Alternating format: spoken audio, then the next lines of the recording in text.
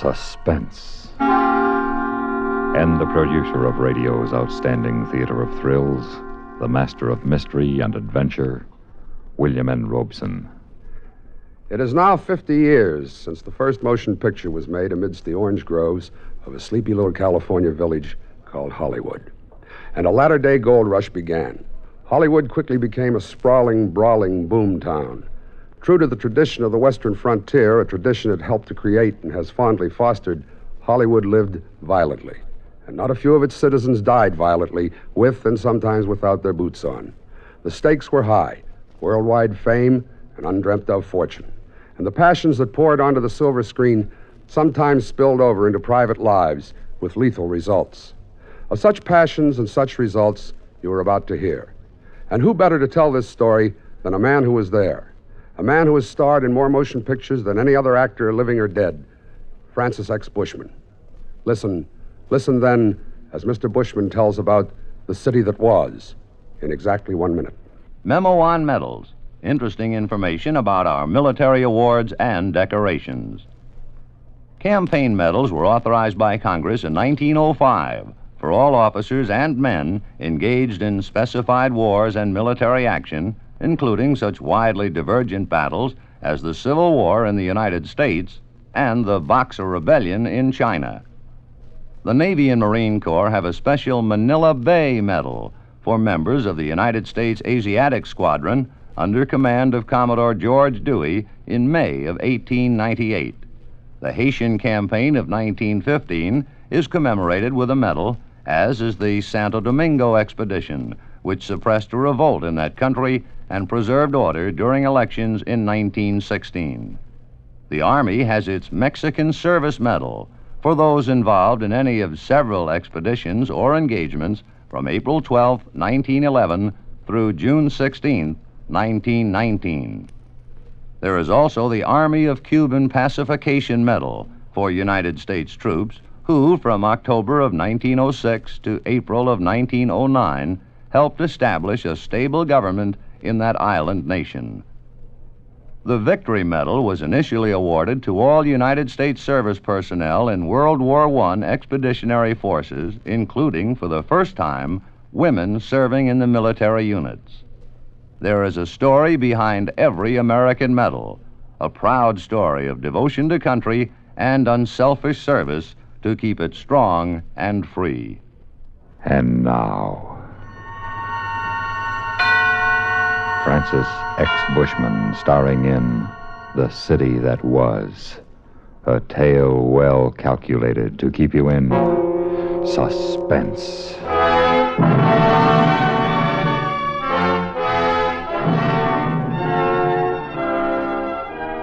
Remember? Yes, I remember the Hollywood of 35 years ago. There was the town for you. It flamed with color, it bubbled with intrigue, and it frequently simmered with sin. Gods and goddesses strolled the boulevard in those days and rode to the studio in their $20,000 custom-built Rolls Royces. It was the era of Valentino and Mabel Normand and Wallace Reed, of Barbara Lamar and William Desmond Taylor and William S. Hart, and the great vamps, Nita Naldi, Pola Negri, and Theda Bara. It was the era, too, of Anthony Kendall, matinee idol, turned movie king, and his leading lady, Rena Chalfant, who used to be called the golden flame of the silver screen. You must remember them, and how they were tied up with that Korsakoff killing. Well, all the facts of that cause célèbre were not told at the time, but they can be told now. And this is what really happened that rainy night in November 35 years ago. Tony and Rena had finished the long day's shooting. It was nearly 7 o'clock when Tony tooled his big white Cunningham Roadster into the driveway of his Whitley Heights estate. He stopped the car under the arch of the entrance gate and was reaching for the electric control button when a masked figure with a gun stepped out from the darkness. All right, hold it right there. What is this? It's the end of the line for you, big shot. Oh, no. Oh, yes. Here's where your boyfriend gets what's coming to him. Tony, it's Bart Malloy. Oh, it wasn't very smart to recognize me, Rena. Now you go with them. All right, Bart, cut the melodrama. You're drunk. Go on home and sleep it off. I'll see you at the studio tomorrow. There isn't going to be any tomorrow for you two. I'm going to blast Look out, you. Bart, behind you. Oh, Tony, be careful! Let go of that gun, Bart. Let go, or I'll... Let go, I said. Yeah, that's better. Now, I'll just unload it so that nobody can get hurt. Here, you can have it back now. Now go home and get some shut-eye. I'll see you in the morning. So you can fire me in front of the whole crew, huh? How did you know that we... Oh, not we. You. I heard all about it an hour ago. Alec Benson didn't want to let me out. You're the one who cut my throat. Oh, why don't you call the cops and do a complete job on me? I have no intention of calling the cops. Why not? That'll make your day perfect. Bart, look, now suppose we forget all about this, all three of us. Right, Rena? Of course. Gee, that's big of you. Both of you. Maybe someday I can pay you back. Now go on home, Bart. You need sleep. Sure, that's all I need. Just a little sleep. Thanks, Tony. Thanks for everything. Tony, Yes, darling? would you mind driving me straight on home? Well, what about dinner? I don't feel much like eating now. I just want to go home. All right, honey. Tony, why did you ever put Bart on the picture in the first place? Well, he was on the skids. There wasn't a casting director in town that would hire him. Oh, you and your big heart. Don't you know the surest way to make a man hate you is to do him a kindness? Perhaps, but he promised me he'd go on the wagon. So the first day he showed up pink-eyed as a rabbit and chewing cloves to camouflage the smell of whiskey. He's always chewed cloves as long as I've known him. Well, sure he has. It's the trademark of an alcoholic. Tony, he scares me. Oh, now, don't be silly, honey. Bart may be a lush, but he's not a murderer.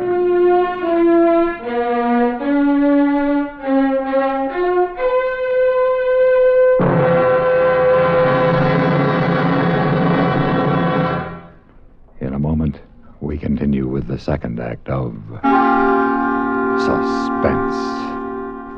Another visit with Joe and Daphne Forsythe. Ooh, ow, ouch, ooh. What's wrong, Joe? Daphne, have you been using my razor again? Just a little. I was peeling peaches. Oh, fine. Why didn't you change the blade? It feels like you've been sharpening pencils with this thing. Now, just a minute, buddy.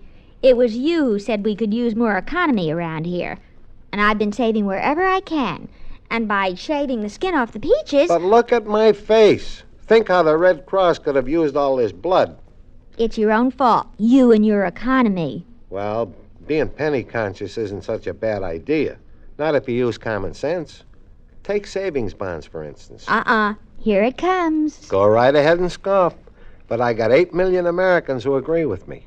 We all buy savings bonds on the payroll saving plan because we know that investing in bonds is the best way to use our money. We could use some of that money around here. Well, maybe, or maybe we just think we can. When we buy bonds, we guarantee we'll have the money in the future, when we'll certainly need it more. Stop waving that razor. You're splattering me with soap. Well, I don't mean to get excited, but who wouldn't? Where else can a man make an investment that's guaranteed to pay off $4 for every 3? And guaranteed by the credit of the whole U.S. of A. So there. Bravo! Bravo! All right. Now let me change the blade and get back to shaving. I think I'll stay and watch. Why? Because you're so cute when you cut yourself. Oh, fine. And now, Act 2 of The City That Was, starring Francis X. Bushman. A tale well calculated to keep you in suspense.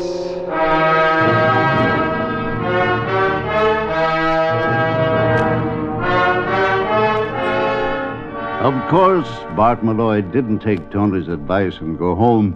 The evening was still young, and in his misery he needed company. So he headed for Henry's on Hollywood Boulevard. Everybody went to Henry's in those days. It was packed every night with actors, directors, writers, producers, come to see and be seen, and to partake of Henry's wonderful turkey sandwiches, his fabulous German pancakes, and his fragrant coffee. Malloy is downing cup after cup of it now, each one generously laced with whiskey from his hip flask. Also, he's airing his grievances to Fritz, the friendly waiter, who knows him well. So I'll take a drink. One measly drink and he tosses me off a picture. He's a louse. That's what he is. He's a star-spangled louse. No, Mr. Malloy, that's not so. Mr. Kendall is a fine gentleman, a real fine gentleman. Yeah, well, I'll tell you something, Fritz. I'm going to fix your fine gentleman's wagon for him if it's the last thing I ever do. Oh, you shouldn't say such things, Mr. Malloy, especially at such a time as this. Now, just as soon as he's finished his picture, he and Miss Chalfont will be married. Yeah, I know. Say, maybe I ought to figure out a nice present for him, huh? Oh, that sounds better, Mr. Malloy. You know something? Always, I think that Miss Chalfont would marry that Russian director. What was his name? Korsakov. Yeah. Sergei Korsakov. Yeah. They sure were crazy about each other until Tony come along. Fritz. You may not know it, but you have just given me a terrific idea. Bart Malloy lost no time in putting his terrific idea into action. First, he telephoned the director, Sergei Korsakov, made a date to drop by his apartment later that evening. Then he called Rena Chalfont and employed his not inconsiderable talent as a mimic. Hello? This is Hollywood 2749. Yes, it is. May I speak, please, with Miss Chalfont? I am Dr. von Kesselring. Dr. Friedrich von Kesselring. This is Miss Chalfont, Doctor. Oh, I am Mr. Korsakov's physician, Miss Chalfont. I regret to say, some unhappy news for you. Is something the matter with Sergei? He has suffered a coronary occlusion. Oh, no. Is there anything I can do, Doctor? Anything at all? Yes, Miss Chalfont, there is. Mr. Korsakov wished to see you before he goes to the hospital. I think it would make him very happy. Of course. I'll come right over. Malloy counted on the rainy streets and the fact that Rena had to come all the way in from Beverly Hills to give him the time he needed with Korsakov. 5 minutes later, he pulled up in front of the Russian director's house high in the Hollywood Hills.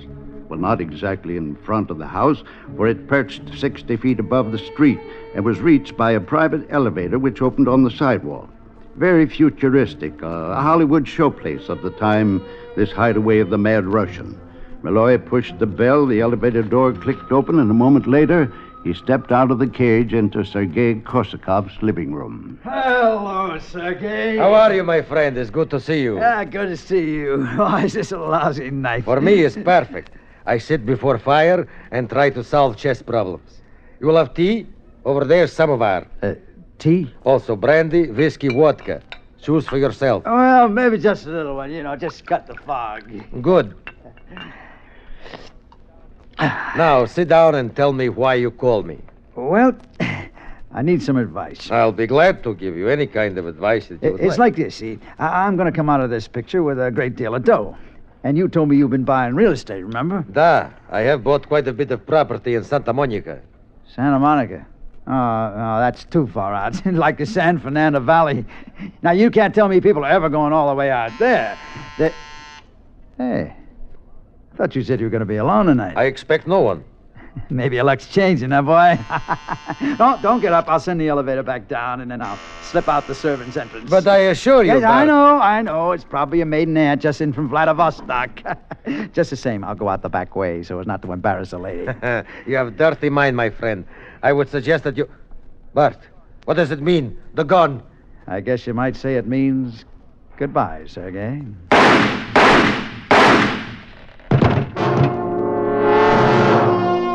Malloy moved fast now. He wiped his fingerprints from the smoking gun and from the whiskey glass.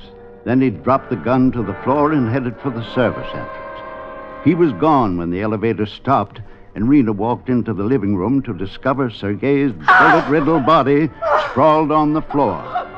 When the police arrived, summoned by a neighbor who heard the shooting, they found her there, gun in hand, kneeling over the body, sobbing over and over, "Who did it, Sergei? Who did it? Who did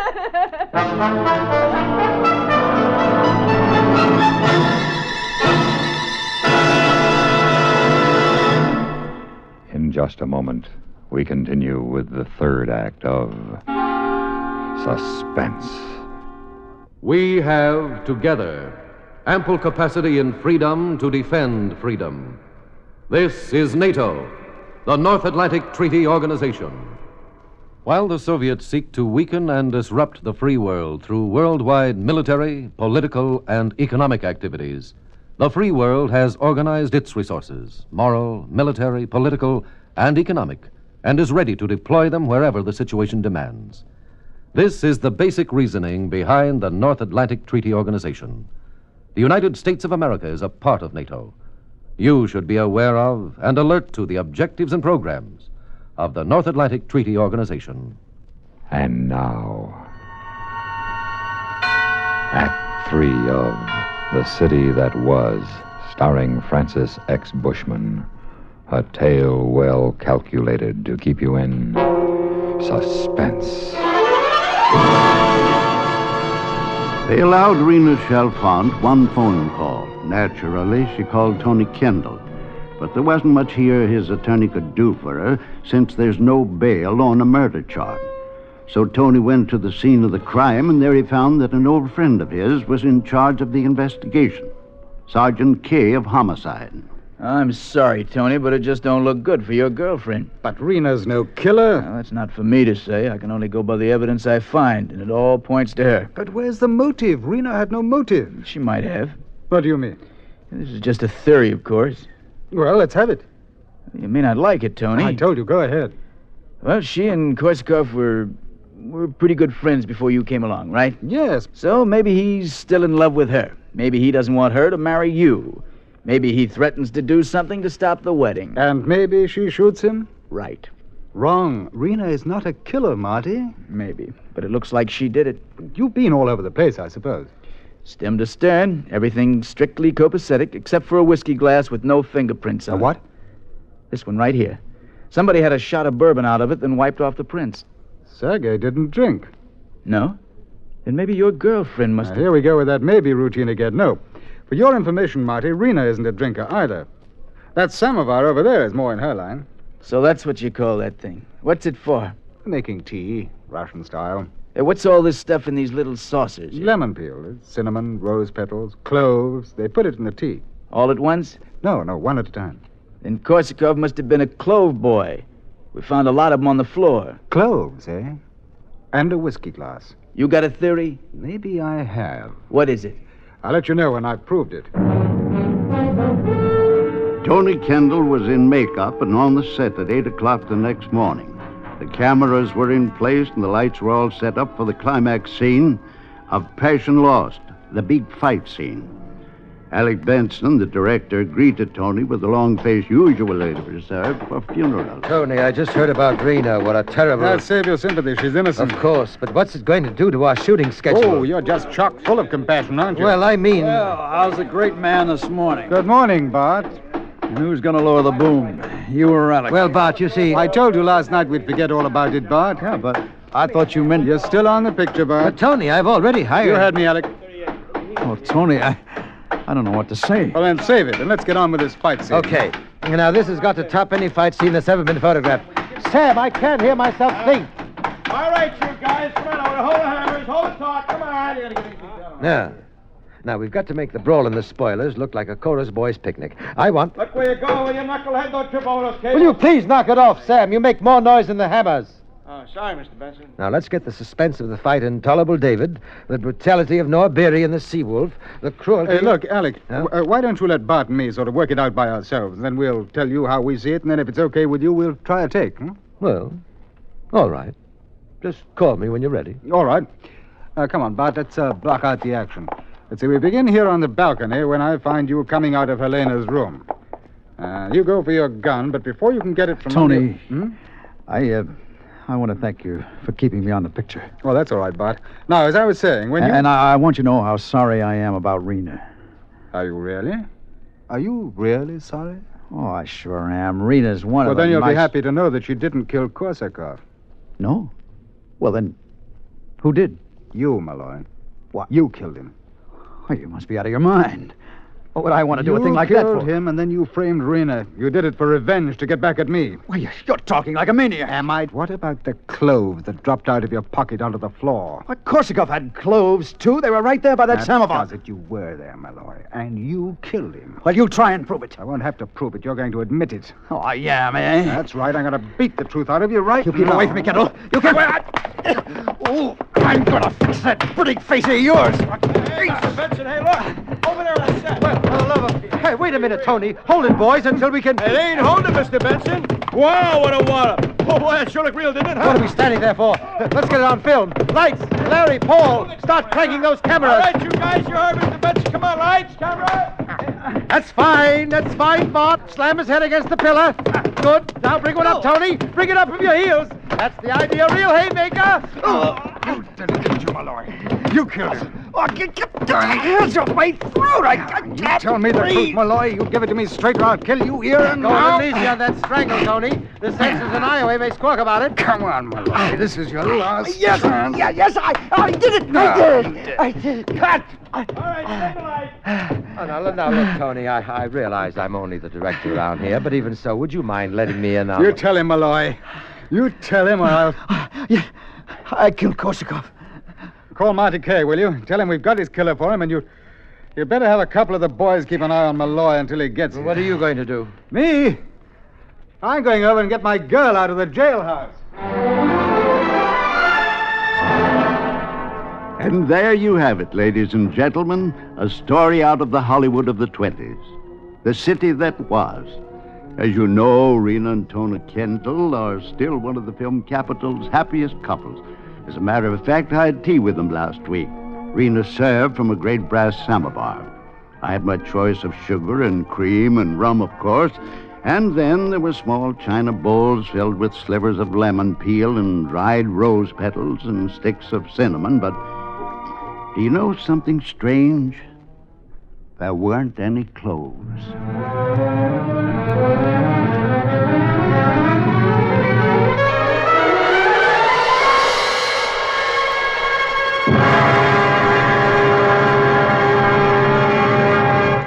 Suspense, in which Francis X. Bushman starred in William N. Robeson's production of The City That Was by Richard Wheel.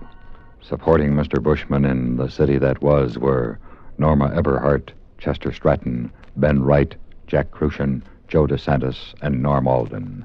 Listen. Listen again next week when we return with The Star of Thessaly, starring Ray Noble. Another tale well calculated to keep you in suspense.